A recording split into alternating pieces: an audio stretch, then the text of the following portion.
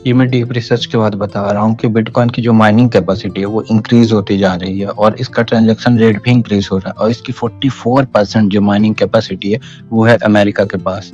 कि जो माइनस है वो छोटे छोटे स्मॉल कंट्रीज में डिवाइडेड है। लाइक अगर 50% से ऊपर अमेरिका किसी 2 कंट्रीज को एक साथ कर देता है, अगर 50% से ऊपर हो जाती है तो वो तो बिटकॉइन के प्राइस में कभी भी इन्फ्लेट कर सकता है, कभी बिटकॉइन को होल्ड कर सकता है। तो ये कहीं ना कहीं एक प्लान आगे चल के प्रॉब्लम देगा बिटकॉइन के इस लेगेसी को। बेसिकली इसमें प्रॉब्लम क्या आती है कि आप माइन कर रहे हो बिटकॉइन, बट अगर उसे 50% माइनस ने अप्रूव नहीं किया तो वो आपका ट्रांजैक्शन रिजेक्ट हो जाएगा और वहाँ पे आपको कोई रिवॉर्ड नहीं मिलेगा। और रिवॉर्ड इंक्रीज हो रहा है, रिवॉर्ड इंक्रीज भी नहीं हो रहा है, इंक्रीज की बजाय वो धीरे धीरे हर 4 ईयर्स में उसकी हाफ हो जाता है रिवॉर्ड। तो इसमें बेसिकली यह प्रॉब्लम आ रही है कि माइनस जो है अगर 50% इकट्ठा हो गए तो वो तो कुछ भी कर सकते हैं, मतलब बिटकॉइन का कितना भी रेट कट कर सकते हैं, इन्फ्लेट कर सकते हैं और उसके माइनिंग रिवॉर्ड को कम कर सकते हैं।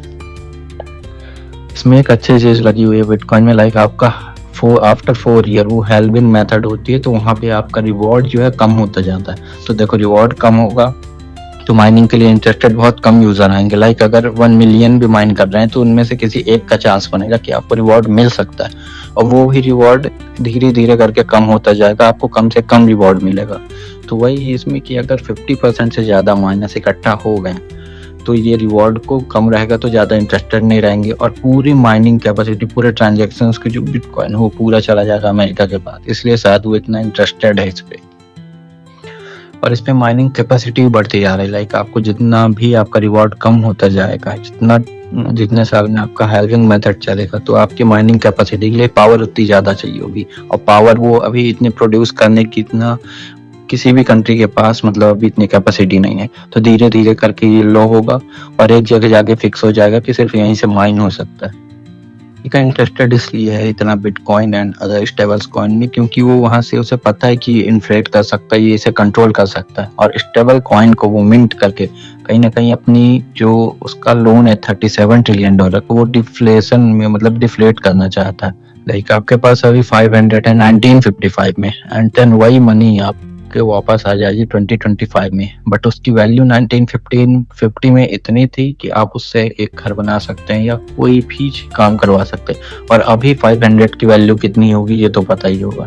तो बस वही डिफ्लेशन के अकॉर्डिंग उसने अपना लोन अमाउंट को मतलब पे बैक करने के लिए एक प्रॉपर प्लान बनाया हुआ है। वो एट लास्ट ये कंप्यूटर जनरेटेड मनी है, लाइक इसे पेपर मनी से लिंक किया गया है और कितना स्मार्टली किया गया, लाइक गोल्ड को भी पेपर मनी से लिंक किया हुआ है। आखिरकार मतलब लास्ट में वैल्यू रहती है गोल्ड के वेट की, गोल्ड कितना है, बट उसे पेपर मनी से लिंक करके उसे इन्फ्लेट कर सकते हैं, बिटकॉइन को इन्फ्लेट कर सकते हैं और जितने भी ये ट्रेडिंग मेथड हैं उसे इन्फ्लेट कर सकते हैं।